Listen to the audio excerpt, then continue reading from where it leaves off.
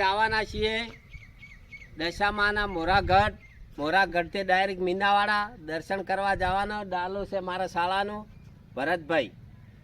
રવિ આ મારા સસરો છે. ભરતભાઈ આપણે મીનાવાડા જવાનું છે ને?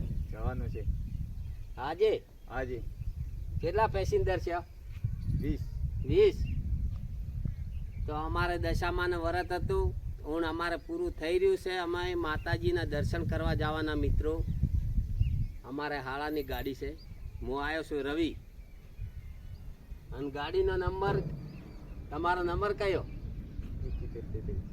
7133. તમારો મોબાઈલ નંબર? 97 26 46 49 50.